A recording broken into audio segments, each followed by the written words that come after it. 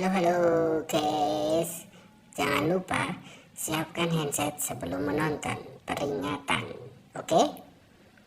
Dan jangan lupa tombol subscribe-nya dipencet, jangan pelit-pelit. Lanjut ke episode 4, Doki mendekat ke Sandy yang terlihat seperti punya masalah dengan mobilnya. Mereka lalu bertanya lokasi bengkel yang Doki jelaskan jika jarak bengkel tidak begitu dekat dari sana. Setelah diberitahu lokasi bengkel, Doki pun pergi, melanjutkan penyamarannya jadi pemuda desa. Sandy lalu memerintahkan kedua temannya untuk mendorong mobil, hingga sampai ke bengkel sesuai dengan petunjuk dari Doki sebelumnya. Sandy semakin kaget karena yang bertugas di bengkel tersebut adalah Doki.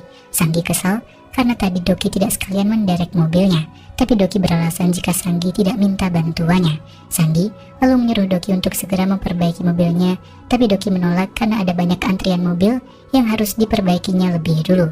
Sandy pun berniat menyogok agar mobilnya bisa dikerjakan lebih cepat, tapi Doki tetap menolak, sampai temannya Sandy yang minta tolong karena mereka buru-buru. Mereka mengaku harus tampil untuk para lansia, dan karena Doki menganggap urusan Sandy dan kawan-kawannya untuk kepentingan bersama menghibur para lansia, maka Doki pun setuju untuk segera memperbaiki mobilnya Sandy. Doki langsung bergegas dan Go-on jadi tahu jika Sandy akan beraksi sore nanti. Sorenya, Sandy dan yang lain pun tampil di depan lansia. Go-on dan dua teknisi yang tahu siapa targetnya Sandy jadi menukar nomor undian. Sehingga yang mendapatkan undian kali itu salah satu teknisi yang membuat Sandy bingung. Sandy jadi akan mengadakan undian sekali lagi nanti dan mengajak para warga makan bersama. Target selanjutnya difoto dan salah satu teknisi menukar nomor undiannya. Sehingga di undian berikutnya, si teknisi yang menang membuat Sandy merasa teman-temannya tidak becus bekerja. Sandy pun mengatur rencana penipuannya lagi. Hari berikutnya, mereka membantu promosi jualan si kakek target penipuan mereka dengan bersungguh-sungguh. Sampai Sandy pun cerita tentang kisah hidupnya yang menyedihkan. Dan karena diberi kisah-kisah sedih, kakek pun akan membantu Sandy. Tapi Sandy minta bantuannya dengan minta si kakek membeli produk dengan kartu kredit. Sandy minta temannya menghabiskan seluruh limit kartu kredit si kakek. Tapi kemudian Doki muncul dan pura-pura tertarik dengan barang dagangannya Sandy. Teman yang mencoba bertransaksi gagal, karena sebelumnya Doki punya alat yang bisa mematikan semua transaksi terdekat. Sehingga sekarang mesin tersebut tidak bisa digunakan selama Doki ada di dekat sana. Sandy yang masih mencari cara, terus Doki ganggu sampai mesin mereka terjatuh dan tidak bisa digunakan lagi. Doki jadi langsung pergi dan Sandy yang menunjukkan sifat sebenarnya coba teman yang lain tahan. Di waktu yang sama, Hajun ke markas dan mencoba menghubungi Go-on tapi tak ada jawaban. Hajun lalu menemukan sebuah kunci dan kemudian mendekat ke customer yang kehilangan dompet di mobil. Hajun akan mencari dompet yang hilang. Ia masuk ke ruang khusus staff yang selama ini belum pernah ia masuki. Kemudian saat membuka lemari, rak di sana mundur yang membuat Hajun bingung. Hajun juga melihat tombol yang saat ingin ia tekan. Sungchul datang mengagetkannya. Hajun menjelaskan jika ia mencari dompet customer yang tertinggal di taksi dan Sungchul pun yang jadi akan mencarinya. Hajun yang bingung menurut pergi. Kembali ke desa, Sandy dan teman yang lain masih melayani para lansia sambil mengamati target mana yang cocok untuk mereka tipu. Di mobil, Go-on bingung lokasi Sandy dan teman-temannya menyimpan uang karena tidak tercatat di bank manapun. Doki yakin jika uang tersebut disembunyikan di suatu tempat. Di waktu lain, mobilnya Sandy tidak bisa lagi menyala. Mereka lalu menghubungi saluran darurat asuransi yang tertuju ke Go-on. Tak lama, Doki datang sebagai pemuda desa yang mengaku sebagai anggota panggilan darurat di desa tersebut. Sandy dan teman jelas tidak percaya, bingung jika Doki adalah penanggung jawab asuransi di wilayah sekitar sana. Mengapa dulu tidak membantunya? Sandy sangat kesal, tapi Doki sama sekali tidak peduli. Ia langsung ingin kerja, dan Sandy yang ingin menyerang ditahan teman lainnya. Singkatnya, mobilnya Sandy diderek dan di perjalanan, Doki berhenti karena ada kakek yang akan dibantunya. Kakek itu adalah Sungchul yang menyamar. Doki menasihati Sungchul agar tidak sendirian dan Sungchul yang ingin memberi uang, Doki tolak. Doki selalu bilang jika tumpangannya itu gratis dan Sungchul tidak perlu membayar apapun. Dan setelah tahu jika Sungchul juga pernah tinggal di luar negeri, para penipu pun jadi punya target baru. Mereka ramah dengan Sungchul yang membuat Sungchul ingin memberi uang, tapi Doki cegah karena Sungchul tidak boleh membayar siapapun. Mereka pun membantu Sungchul. Setelah mengantarkan Sungchul, Doki melanjutkan perjalanan. Kemudian para penipu mendatangi rumahnya Sungchul. Karena tidak terlihat kehadiran orang-orang di sana, mereka pun menyelidiki yang ternyata Sungchul punya mobil dan tongkat golf mahal sebagai kayu api. Mereka semakin yakin jika Sungchul adalah orang kaya. Banyak harta mahal lain yang mereka temukan dan tak lama Sung Chul muncul. Ia punya tumpukan uang yang ia lemparkan. Sung Chul seolah-olah mengajak orang lain bicara yang Sanggi dan yang lain tidak ketahui maksudnya. Mereka lalu pulang dan Sanggi tak sengaja melihat papan nama pimpinan Baek yang setelah itu ia cari di internet. Sanggi semakin tidak menyangka karena penjahat bernama pimpinan Baek yang ada di season 1 punya banyak uang yang tidak bisa dilacak keberadaannya oleh polisi. Dan diketahui jika Sung Chul mengambil dokumen terkait dana milik pimpinan Baek yang membuat Sanggi yakin jika Sung Chul bukan sembarang orang. Di waktu lain, Sanggi mendekat ke Sung Chul dan mengajak ngobrol, tapi Sung Chul mengabaikannya. Kemudian Sanggi mengadakan pentas. Sung Chul datang, tapi sama sekali tidak tertarik. Sung Chul memutuskan pergi. Malamnya, Sanggi pulang ke rumah dan dua temannya itu sudah menyelidiki tentang Sung Chul. Mereka tidak menemukan dokumen tentang dana yang digelapkan oleh pimpinan Baek. Tapi dua temannya itu tahu tempat Sung Chul menyembunyikan barang-barangnya. Mereka yakin yang disembunyikan adalah barang berharga. Sehingga esoknya mereka pun mengikuti kepergian Sung Chul. Doki dari jauh mengamati dan saat Sung Chul dan yang lain pergi, dua teknisi mencari keberadaan harta yang disimpan Sanggi. Tapi mereka tidak menemukannya, dan Sanggi juga tertipu oleh Sung Chul yang rupanya hanya menggali sayuran. Karena uang yang disimpan tidak ditemukan, Doki punya rencana lagi. Di hari berikutnya, Sanggi mendatangi Doki dan ingin memeriksa mobilnya. Sanggi sekalian ingin tahu lebih lanjut tentang Sung Chul, tapi Doki pura-pura tidak tahu apa-apa dan karena Sanggi mengira jika Sung Chul punya tanah, Doki pun sepemikiran. Menurutnya, Sung Chul bisa saja punya tanah karena sering menempelkan tanda merah pada bidang tanah yang biasanya menandakan kepemilikan tanah dan orang lain dilarang masuk tanpa izin. Sanggi pun semakin senang. Setelah itu bersama dengan dua temannya mereka menemukan tanah yang punya bendera merah. Mereka yakin tanah itu milik Sung Chul yang digunakan untuk menyimpan harta. Tapi sepanjang mereka menggali tidak menemukan apapun. Dan tak hanya di satu sisi, bendera merah juga ada di tempat lain. Tapi tetap saja Sanggi tidak mendapatkan apa-apa. Setelah itu Sanggi mendatangi Doki dengan kesal karena rupanya tanah yang ditanam bendera merah bukanlah milik Sung Chul. Tapi Doki juga tidak pernah bilang jika Sung Chul punya tanah. Sanggi semakin emosi dan Doki bingung mengapa Sanggi terus bertanya soal tanah milik Sung Chul yang Sanggi akui jika ia khawatir dengan Sung Chul yang sering berladang seorang diri. Sanggi akan menjadi orang pertama yang menolong Sung Chul jika sesuatu terjadi.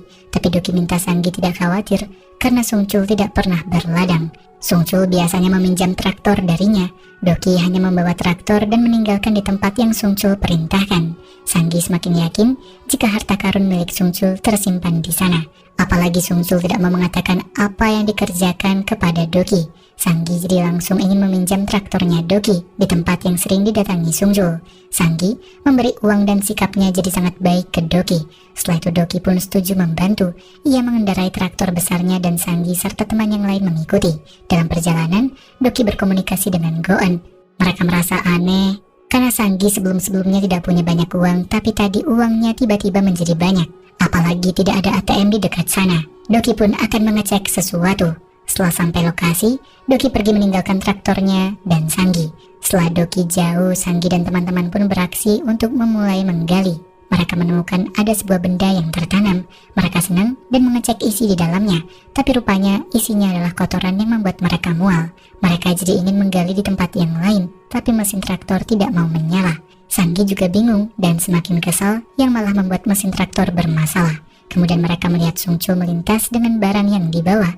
Sanggi dan teman-teman jadi senang dan mengikuti kepergian Sung Chul. Malamnya, Doki datang ke tempat Sung Chul yang dicegah oleh Sanggi. Doki yang ingin memberi makan Sung Chul dihalangi oleh Sanggi dan dipaksa pergi. Sanggi dan teman-temannya itu yang akan menggantikan tugasnya Doki. Doki jadi menurut pergi.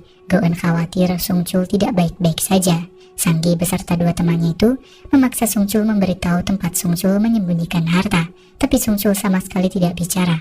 Ia tidak menanggapi Sanggi dan teman-temannya. Di hari selanjutnya, Sung Chul memeluk pohon dan minta pertolongan ke Doki karena diikuti selama 24 jam oleh Sanggi dan teman-temannya. Doki pun minta Sung Chul menonton pertunjukan, dan Goen lalu dibujuk untuk menyanyi. Goen menolak, bahkan dua teknisi tidak bisa membujuknya. Tapi kemudian Doki bicara dengan Goen dan memastikan jika hanya Goen yang mereka miliki saat ini, sehingga Goen pun setuju.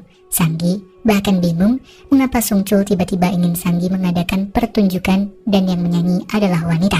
Tak lama Goen muncul dan ia yang akan menyanyi. Pertunjukan pun dimulai. Ia menghibur seluruh orang di sana dan Sung Chul lalu mengeluarkan uang $100 untuk Goen. Selesai pentas, Go-eun mendapat bayaran. Sanggi yang ingin mengambil $100-nya Go-eun tentu Go-eun protes. Dan karena tahu jika Sung-chul sepertinya tertarik dengan Go-eun, Sanggi jadi punya pekerjaan lain untuk Go-eun. Go-eun lalu disuruh menemani Sung-chul, dan Sung-chul kemudian memberikan Go-eun kunci mobil mewahnya. Sanggi dari kejauhan mencoba berpikir positif jika nantinya Go-eun bisa memberi informasi tempat Sung-chul menyimpan harta-hartanya. Dan tak lama, Go-eun datang dengan mobil miliknya Sung-chul.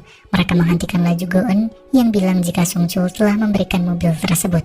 Go-eun juga mengundurkan diri dan mengembalikan upahnya Sanggi. Sanggi jelas tidak terima dan minta mobil itu diberikan padanya. Go-eun juga melanjutkan jika tahu niat buruknya Sanggi. Sekarang, ia sudah mendapat informasi harta karunnya Sung-chul. Go-eun pergi dan Sanggi semakin kesal. Mereka pun mengejar Go-eun. Mereka akan mengambil petunjuk harta karun yang Sung-chul berikan. Sempat kewalahan mengejar, dan Doki lalu hadir memotong pengejaran tersebut. Sanggi semakin tidak terima, tapi sekeras apapun mencoba mengusir Doki agar tidak menghalangi jalan, hasilnya sia-sia. Go-eun sudah berlalu pergi, dan setelah berhasil mendahului Doki, mereka pun mengejar Go-eun kembali. Tapi saat berhasil menemukan mobil Go-eun, Go-eun sudah tidak ada. Go-eun meninggalkan peta harta karunnya dan yakin jika ketakutan sehingga melarikan diri. Dan di tengah ketidakfokusan tersebut, mobil mereka mundur dengan sendirinya. Mereka mencoba mengejar agar mobil tidak terjatuh, tapi percuma. Mobil pun terjun ke tebing dan langsung hancur. Ledakan terjadi dan Sanggi benar-benar sedih. Ia tidak terima mobilnya hancur. Nah, jadi sebelumnya, Doki sudah curiga dengan mobil miliknya Sanggi. Sehingga bersama dengan 2 teknisi, mereka pun mengecek mobil dan berhasil menemukan tumpukan uang dengan jumlah yang banyak dan batangan emas. Harta hasil penipuan itu mereka dapatkan, dan saat Sanggi lengah dengan melihat peta harta karun, Doki memundurkan mobil sehingga sekarang terjatuh dari jurang dan hancur. Sanggi kehilangan mobilnya, kemudian Doki datang dan pura-pura bingung dengan apa yang terjadi. Setelah itu, Doki minta Sung-chul beraksi untuk yang terakhir kali. Sanggi yang tidak ingin rugi lalu menghadang perjalanan Sung-chul. Sanggi mengancam akan membunuh Sung-chul jika Sung-chul tidak memberitahu lokasi harta karun yang tersimpan. Sung-chul masih tidak mau mengatakan apapun dan mencoba kabur. Sung-chul sama sekali bukan masalah yang besar. Mereka yakin jika kepergian Sung-chul justru membawa mereka ke harta karun yang Sung-chul kubur. Mereka mengikuti Sung-chul yang menuju tebing. Tapi setelah itu Sung-chul menjatuhkan dirinya. 2 temannya Sanggi jelas panik takut, tapi Sanggi malah tertawa. Karena sekarang yang tahu harta karun milik Sung-chul hanya mereka bertiga. 2 temannya Sanggi kabur.